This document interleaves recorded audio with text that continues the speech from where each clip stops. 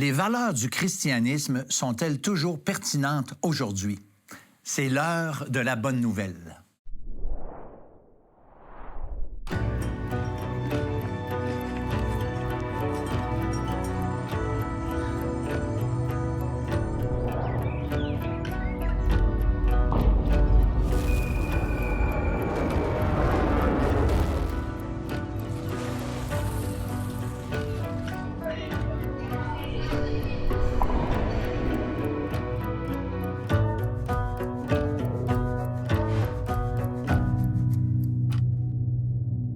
Bonjour, bienvenue à l'heure de la bonne nouvelle. On débute aujourd'hui une nouvelle série d'émissions ayant comme thème justement le christianisme toujours pertinent aujourd'hui. Alors, je suis avec Samuel Plante et Martin Lébreux. Salut les gars. Salut François. Salut, François. Écoutez, aujourd'hui, on débute en fait une série d'émissions qu'on considère vraiment particulière par rapport à tout ce qu'on a fait dans les années passées. Et justement, c'est de ta faute, Samuel. Un peu, hein? Bon, c'est ça. Mais écoute, j'aimerais ça que tu nous lances, tu introduises un peu la philosophie. Pourquoi qu'on fait une série avec le christianisme, les valeurs de tous les jours, là? Oui, en fait, dans cette thématique-là, je me suis dit, pourquoi pas aller voir le lien entre le quotidien, le travail, le sport, la famille, la nourriture, la guerre, la justice sociale, tout ce qu'on voit dans notre quotidien et la Bible, le christianisme. J'entends souvent cet argument comme quoi la Bible, c'est une religion dans les nuages. Il y a la vraie vie, puis il y a votre religion. Ah. Pourtant, c'est pas ce qu'on expérimente. Et c'est pas non plus ce que la Bible dit. Ouais.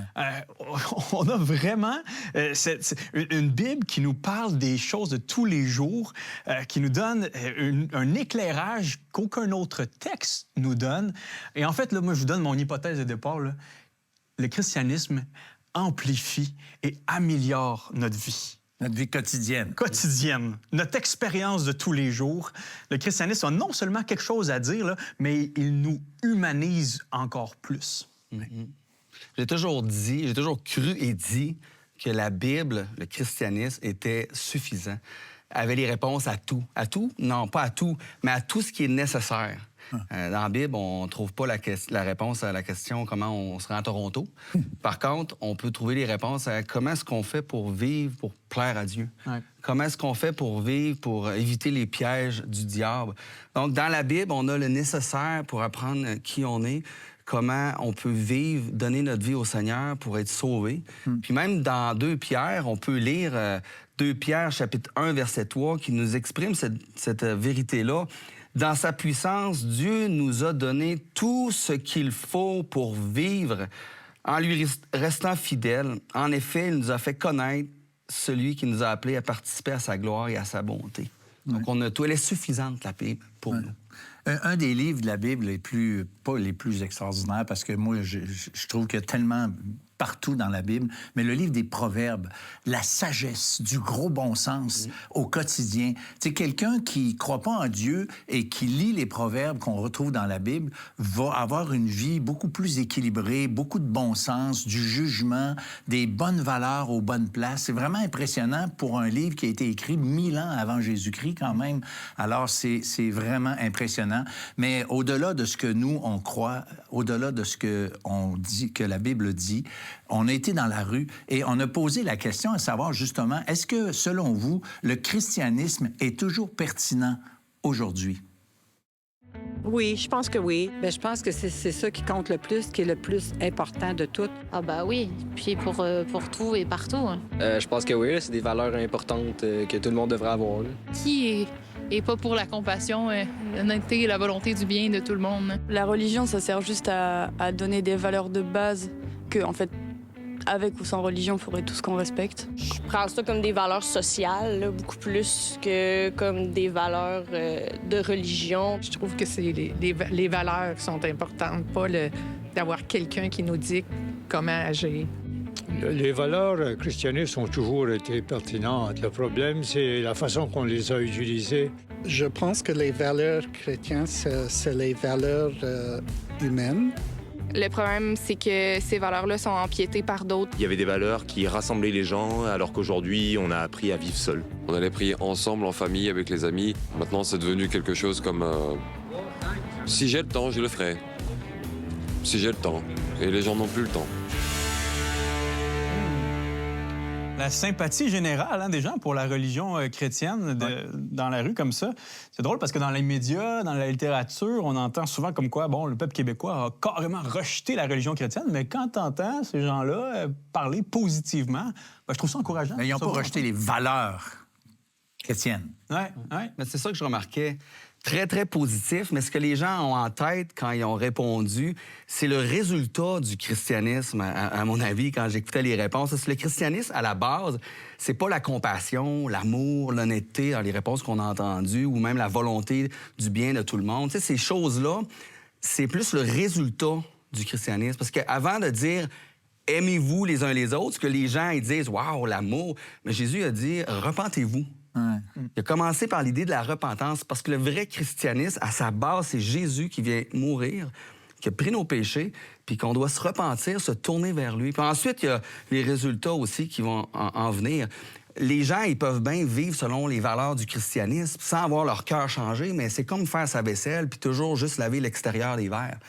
Donc, on peut faire ça, mais Jésus, il veut transformer le cœur. Donc, le christianisme, c'est pertinent pour l'amour qu'on voit, mais parce qu'il vient aussi transformer les cœurs. Peut-on garder les branches, mais déraciner l'arbre? On va garder les valeurs, mais on va enlever toutes les références à la réalité de ce qui s'est passé. Vous ne pouvez pas adhérer aux valeurs chrétiennes si vous n'adhérez pas à son message, si vous n'adhérez pas au christianisme lui-même. Vous essayez en fait de vous asseoir sur une branche d'arbre, mais vous la sciez en même temps. Vous avez déjà essayé ça? L'heure de la bonne nouvelle, en collaboration avec le Messager chrétien, vous offre gratuitement le livre de réflexion quotidienne La Bonne Semence. Pour en recevoir un exemplaire, écrivez-nous à l'heure de la bonne nouvelle, casier postal 33012, comptoir postal Thibault, Trois-Rivières, Québec, G8T 9T8. Vous pouvez également nous joindre à info@hbn.ca ou par téléphone 1-866-509-1319. Comme ce Vox Pop nous l'a proposé, la plupart de nos contemporains sont assez sympathiques à la foi chrétienne, mais ils réfléchissent ainsi. Bon, moi, je ne suis pas nécessairement contre la religion. J'aime beaucoup les valeurs de cette religion, l'idée maîtresse de l'amour, du sacrifice, mais ce n'est pas pour autant que je vais croire dans tout le contenu de cette religion. Par exemple, dans le christianisme, Jésus, les miracles, la résurrection, l'élan missionnaire qui s'en est suivi. J'aimerais vous proposer que de prendre seulement les valeurs chrétiennes et de rejeter le message et la réalité du message chrétien, c'est complètement impensable. Cela dit, nos contemporains ont raison de dire que le christianisme véhicule un bon nombre de valeurs essentielles à notre société et même des fondements qui font en sorte que notre société peut vivre paisiblement. On a juste à penser à l'idée d'aimer nos ennemis, de prendre soin du plus faible, l'égalité homme-femme. On peut penser également à l'idée qu'on doit s'occuper des pauvres, qu'on doit exercer une justice. On peut penser au corps policier, aux prisons. Mais le projet moderne est le suivant. Peut-on garder les branches, mais déraciner l'arbre? On va garder les valeurs, mais on va enlever toutes les références à la réalité de ce qui s'est passé. On veut comme enlever la fondation, puis on espère que les murs et les plafonds vont rester en place. Est-ce qu'on peut prendre la peau, mais enlever le squelette? Je pense qu'en fait, c'est une réponse qui manque de perspective. Vous savez pourquoi? Parce que le cœur du message de la Bible, c'est que le Dieu éternel, immuable, transcendant, qui a tout créé, qui n'a jamais lui-même été créé, est descendu dans sa création à travers un simple homme assujetti à la finitude humaine, à la faiblesse humaine en la personne de Jésus. Il s'est exposé à la souffrance, il est devenu faible, il s'est même exposé à la mort. Il a tout fait ça pour pouvoir venir nous aimer, nous pardonner de nos péchés. Et de ça est né des valeurs extraordinaires. C'est cet événement radical de générosité, d'amour, d'abnégation, de sacrifice qui venait de Dieu lui-même qui a lancé cette flamme-là qui est devenue le christianisme. Jésus était l'étincelle qui a fait embraser tout le reste. Toute la morale révolutionnaire du christianisme au 1er siècle, l'amour du prochain, le souci pour les plus faibles, l'importance de vivre pour les autres, au service des autres plus que pour soi-même. La beauté du sacrifice de soi découle de Jésus. Les apôtres ne se sont pas levés un beau matin et se sont dit pourquoi on ne créerait pas une petite morale cute, là, quelque chose de chouette là, qui viendrait là, attendrir un peu nos sociétés. Non, les apôtres avaient rencontré la personne, l'œuvre et le message de Jésus, et ça venait susciter en eux-mêmes une nouvelle façon de vivre, une nouvelle façon d'exister, plus noble, plus juste et j'oserais dire plus humaine. En réalité, là, vous ne pouvez pas adhérer aux valeurs chrétiennes si vous n'adhérez pas à son message, si vous n'adhérez pas au christianisme lui-même. Vous essayez en fait de vous asseoir sur une branche d'arbre, mais vous la sciez en même temps. Vous avez déjà essayé ça? Il y a quelque chose qui ne fonctionne pas. Le christianisme n'est pas juste chouette, inspirant au niveau moral. En fait, s'il est juste ça, puis il n'est pas vrai, on n'a aucun fondement pour dire que l'amour vaut mieux que la haine, que le sacrifice vaut mieux que l'indifférence. Honnêtement, vous n'avez aucun fondement pour dire que le christianisme vaut plus que n'importe quelle secte ailleurs dans le monde, n'importe quelle idéologie ou n'importe quel culte. Non, on n'a pas de fondement pour dire ça. Mais par contre, si la réalité des faits, de l'avènement de Jésus dans notre monde, du travail de Dieu dans l'histoire, c'est vrai, ça s'est vraiment passé, eh bien là, on a une raison béton de croire que ces valeurs-là ont plus de valeur que n'importe quoi d'autre. Et j'aimerais vous donner un exemple concret. Je ne sais pas si vous saviez, mais dans l'Europe pré-chrétienne, c'était une époque où les moines ont commencé à répandre le christianisme, mais dans ce temps-là, les gens pensaient que c'était absurde d'aimer nos ennemis, c'était absurde d'aimer les plus faibles. En fait, c'était plutôt la morale inverse qui régnait. C'est « t'es né pauvre, tu vas rester pauvre, que les plus riches et les plus nantis restent plus riches et nantis, et la société va fonctionner comme ça. » Et quand les moines ont commencé à prêcher, à commencer à vivre à la lumière de l'Évangile, de ce que Jésus avait fait, les élites avaient très peur parce qu'ils disaient « nos sociétés ont toujours fonctionné comme ça. Les plus riches prennent profit des plus faibles. Les plus faibles ont juste assez pour vivre grâce à nous, les plus riches. » Et c'est comme ça a toujours fonctionné. C'était vraiment absurde. Dans leur tête, le plus fort mange le plus faible. Les pauvres sont nés pour être pauvres, pour souffrir, mais c'est comme ça que la société fonctionne. Mais quand le christianisme est arrivé en Europe, il a créé une onde de choc. Ça l'a révolutionné. C'est pas moi qui le dis, là, c'est les historiens. Ça l'a révolutionné l'Europe païenne. Tout d'un coup, on parlait de la dignité de chaque être humain, homme, femme, enfant. On parlait de la primauté de l'amour et de la justice par rapport au fait de dominer, de contrôler et d'asservir. Il y a vraiment eu une radicalité dans les valeurs qui s'est instaurée, mais cette radicalité-là des valeurs chrétiennes prend appui sur un événement radical, sur une personne radicale. Et ce ne sont pas des valeurs inventées.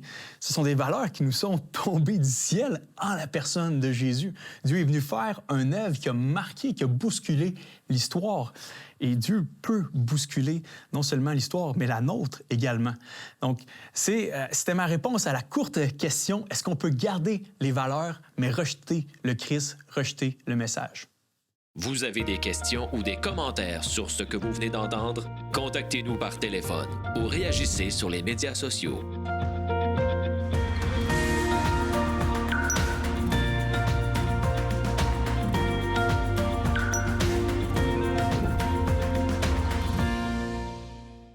Samuel, on accuse souvent les chrétiens d'avoir, j'aime pas le mot religion, mais une religion d'espérance. C'est que, c'est ça, toi, le ciel, tout ça, c'est bien beau, mais je veux dire, aujourd'hui, ça change quoi dans la vie de tous les jours? Tu sais? Tu parles de la vie à venir, c'est bien beau, mais ta vie actuelle, ça change quoi? Ouais. J'ai souvent entendu cet argument-là. Je me suis même fait dire dans quelques conversations. Et la réalité, c'est que, advenant le cas que c'était vrai, OK, que le christianisme changeait simplement quelque chose dans l'après-vie ou l'après-mort, mais que c'était vrai. Il y avait vraiment un juge des morts et des vivants. Il y avait vraiment un Dieu qu'on allait rencontrer. Il y avait vraiment une possibilité d'être sauvé, de recevoir la vie éternelle, mais seulement après la mort. Juste cette idée-là changerait énormément de choses dans le présent. Cet espoir-là d'avoir un jour le salut, la délivrance du péché, la vie éternelle avec le Seigneur, juste ça serait assez énorme là, pour réformer la Terre entière. Ça change tout. Ben oui. Il y a un professeur d'université, à l'université de Johns Hopkins, en 1950, qui a tenté une expérience psychologique sur des rats qui est devenue très, très populaire. Je ne sais pas si ça serait permis encore aujourd'hui, mais je vais vous la dire quand même. Il a mis des rats dans un seau d'eau et il a attendu pour voir combien de temps il allait durer avant de se noyer. En quelques minutes, tous les rats de cette première cohorte sont morts. Il a répété l'expérience avec une autre cohorte de rats sensiblement pareils. Et par contre, il a changé une donne. Lorsque les rats allaient se noyer... T'es en train d'avaler de l'eau. Ouais, quand ils sentaient que c'était la fin, là, puis ça pataugeait, puis c'était presque la fin, il les a sortis. Il les a rescapés à la dernière minute. Il les a soignés. Et ces rats-là, après les avoir nourris et reposés, il les a remis dans le seau d'eau. Et sais-tu combien de temps ils ont duré, ces rats-là? Des jours et des jours. À nager? À nager, à essayer de se débattre. C'est quoi l'explication? La seule explication, c'est l'espoir. Ces rats-là avaient un espoir solide que leur maître... leur il l'avait expérimenté, là. Exactement.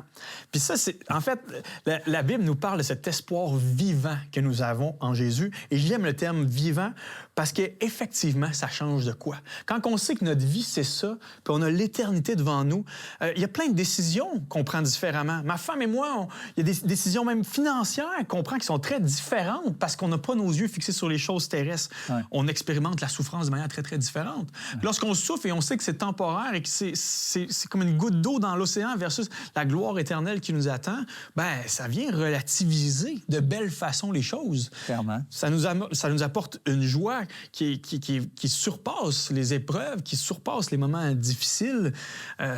Parlant de la joie, c'est drôle parce que souvent, je ne sais pas si tu as remarqué, mais 2-3 semaines avant le temps de Noël, les gens sont un peu plus joyeux en général. Mais Noël n'est pas encore arrivé. Non. Mais tout le monde sait que les vacances arrivent, les bons moments s'en viennent. Et ça, c'est suffisant pour créer quelque chose dans le présent. Tu sais. Ça imagine, mettons, Samuel, que tu es un gars un peu déprimé, tu sais, que tu as des problèmes financiers, puis que tu apprends aujourd'hui que tu viens de gagner la loterie, des millions, tu sais. Et puis... probablement ton humeur va changer bien avant d'avoir encaissé le chèque. Ouais. Donc, l'espérance, parce que dans la Bible, entre autres, il faut le dire, l'espérance dans la Bible, quand on parle d'espérance, c'est toujours une assurance. C'est juste quelque chose qui n'est pas encore arrivé, que tu attends. Ouais. C'est ça, l'espérance dans la Bible. Ouais. J'imagine bien un homme qui a gagné la loto commencer à être généreux tout d'un coup, alors qu'il n'y a même pas les fonds dans son compte en banque. Alors qu'en réalité, dans le christianisme, alors, il y a quand même cette idée-là que, oui, il y a quelque chose qui nous attend, et ça a été prouvé par l'homme qui est sorti de la mort, Jésus, qui est déjà le premier chef de cette nouvelle humanité en branle, mais il y a déjà de l'argent dans le compte pour nous qui sommes en Jésus. Il y a cette tension-là qu'on appelle le déjà et pas encore. En Jésus, le règne de Dieu est déjà actif. On peut déjà se placer sous son autorité et être sauvé ici et maintenant. La Bible parle de recevoir la vie éternelle. Dieu nous rend juste à ses yeux et nous donne cette vie éternelle lorsqu'on confesse notre péché et on vient à Jésus. Et oui, un jour, ce sera matérialisé, accompli, consommé de façon parfaite lorsque Jésus reviendra, ou plutôt lorsqu'il reviendra sonner à notre porte aussi, et ce sera la fin pour nous. Donc, mais il y a déjà cette victoire qu'on peut expérimenter. Et une des meilleures analogies que j'ai trouvées, c'est vraiment la Deuxième Guerre mondiale. J'ai écouté une série récemment sur Netflix, All the Light We Cannot See. Et ça se passe à Saint-Malo, cette petite ville-là. De France. De France. Et les nazis occupent l'endroit, mais on sait que la victoire des Américains est imminente.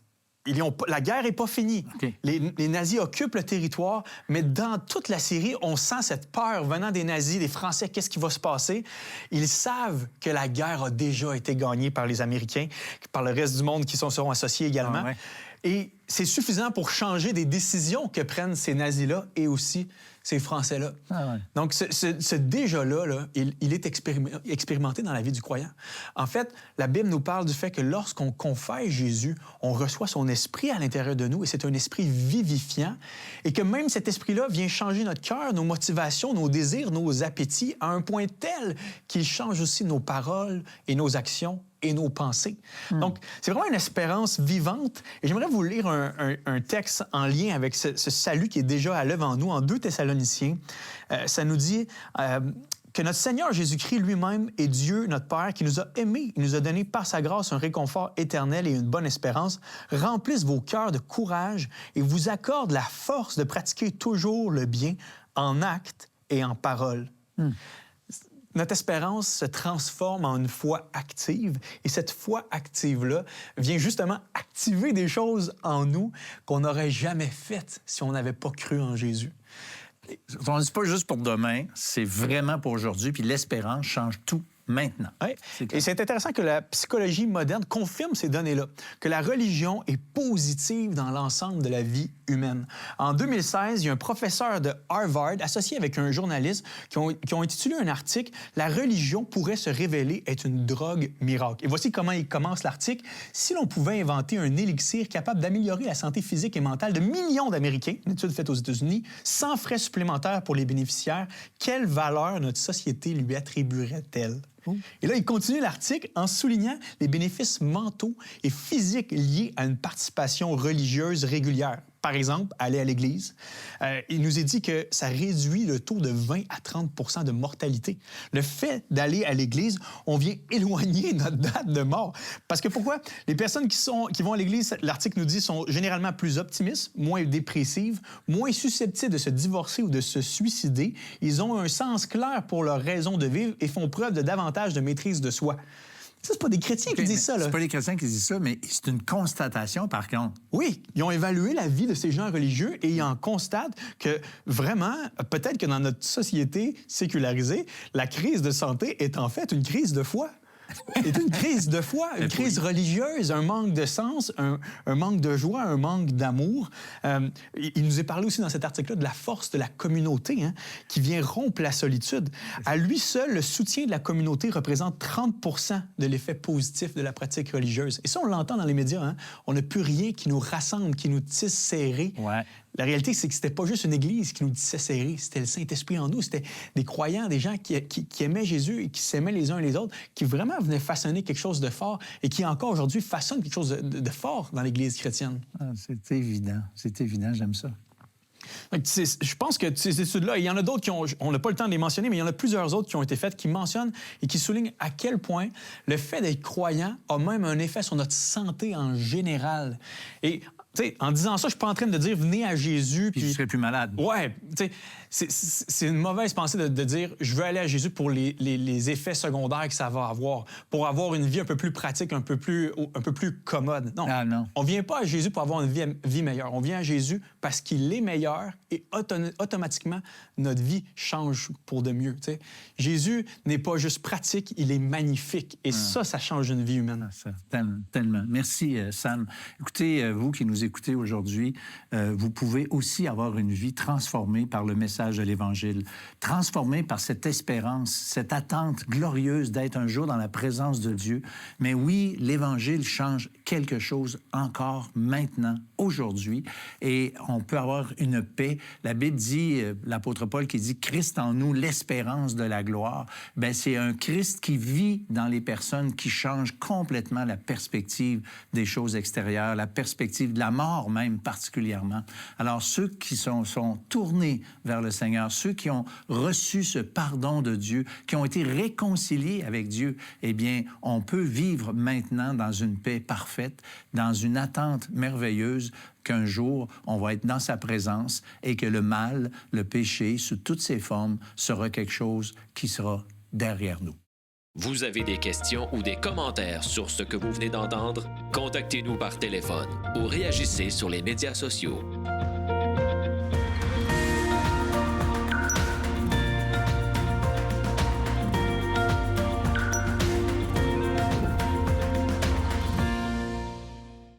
Bible Project produit des vidéos d'animation qui étudient autant les livres que les thèmes de la Bible. Vous retrouverez sur ce site des vidéos courtes et entièrement animées pour aider à explorer l'histoire de la Bible d'une nouvelle manière. C'est une excellente ressource pour comprendre l'essentiel de chacun des livres de la Bible et c'est aussi une façon très utile pour visualiser une synthèse de chacun des principaux thèmes bibliques. Ces ressources sont disponibles gratuitement pour rendre l'histoire biblique accessible à tous. Le site web de l'Heure de la Bonne Nouvelle vous permet de revoir les émissions de la série en cours et de visionner celles des années précédentes. Dans la section Liens utiles, nous identifions plusieurs liens Internet donnant accès à du contenu évangélique de qualité sur le web. On y retrouve une tonne de moyens concrets pour vous aider à poursuivre et enrichir vos réflexions. Dans la section Restons en contact, nous vous proposons 2 manières faciles pour entrer en contact avec nous, soit le Perron d'Église et les groupes de discussion Je suis deuxième. J'aimerais ça revenir sur la pertinence des Écritures, de la Bible. Hein? La Bible, elle nous dit pas comment on peut se rendre sur la Lune ou dans le fond des océans, mais la parole de Dieu, elle pénètre nos cœurs. Elle va au plus profond de notre cœur, de ce qu'on pense. Et c'est pour ça que c'est important de lire les Écritures, parce qu'elles nous révèlent qui on est, puis comment on devrait vivre pour Dieu, puis comment on devrait vivre aussi envers les autres. Et j'aimerais juste vous laisser avec un verset dans Hébreux 4, verset 12-13, qui est un verset puissant qui dit « La parole de Dieu est vivante. Hein? Dieu est vivant. Elle est pleine de force. Elle coupe mieux qu'une épée qui coupe des 2 côtés.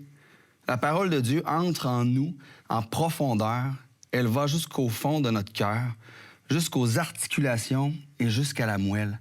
Elle juge les intentions et les pensées du cœur. Rien n'est caché pour Dieu. Tout ce qu'il a fait se présente ouvertement devant ses yeux. Son regard découvre tout et c'est à lui que nous devons rendre compte. Alors qu'on lit la Bible nous lit, tu sais. Et c'est beau qu'on peut amener toute notre expérience humaine devant Dieu, devant l'Écriture, dans la prière, et on sait que ça va venir éclairer notre vie. Et c'est ça l'idée quand on dit le christianisme change quelque chose aujourd'hui, ça va changer l'axe de notre existence. Et c'est pas nécessairement comme tu dis que la Bible va répondre clairement à toutes les questions de finances, d'astrologie, de tout ça, mais alors qu'on amène sincèrement nos cœurs devant le Seigneur, eh bien, ça change tout. Notre façon de penser, de gérer notre horaire, gérer nos émotions, gérer nos relations. Il n'y a rien qui ne va pas tranquillement être transformé. Des fois, c'est un principe biblique, mais des fois, c'est juste une orientation générale, là, juste l'orientation de l'amour. Lorsqu'on se laisse percer par l'amour de Christ, cet amour-là vient vivre en nous, puis on est capable de l'offrir de manière encore plus sincère aux gens autour de nous. Donc, venir à Jésus, ça change absolument tout, parce que le Seigneur Jésus est Seigneur du ciel et de la terre. Il n'est pas seulement le Messie attendu, il est celui qui a créé l'univers, qui connaît chaque chose de ce monde et qui a son mot à dire sur chaque chose. Et ça vient réformer notre être intérieurement et extérieurement lorsqu'on se positionne sous lui et on le laisse être notre Seigneur. Oui. Puis les valeurs du christianisme, elles sont possibles que dans la mesure où le Christ vit en nous. Parce que si on n'a pas été régénéré par l'Esprit de Dieu, on peut adopter les mêmes valeurs du christianisme, mais on n'aura pas la performance, la capacité de faire vraiment les choses telles qu'elles sont demandées. Mais si, avec l'Esprit de Dieu dans le croyant, Christ qui vit en nous, l'espérance de la gloire, va dire l'apôtre Paul, bien là, on est capable, Martin, tu as déjà utilisé l'expression « une coche au-dessus ». Bien, ça va être vraiment une coche au-dessus. C'est quelque chose de possible. Merci Samuel, merci Martin. On vous remercie d'avoir été avec nous et on vous dit au revoir et à la semaine prochaine pour une autre émission de l'Heure de la Bonne Nouvelle. Personne n'est contre un monde contenant un peu plus de justice, d'harmonie, de paix, d'altruisme. Par contre, ce qui ne marche pas, c'est qu'on voit que même les plus grandes élites de ce monde au niveau intellectuel finissent par commettre parfois des crimes odieux. Ils savaient très bien que ça ne se faisait pas. Il y a ce cycle de violence qui se perpétue entre les individus, entre les nations. Est-ce qu'il existe un juge, une norme universelle, une autorité suprême, quelqu'un qui a dit comment on devrait vivre? Heureusement, cette personne-là existe.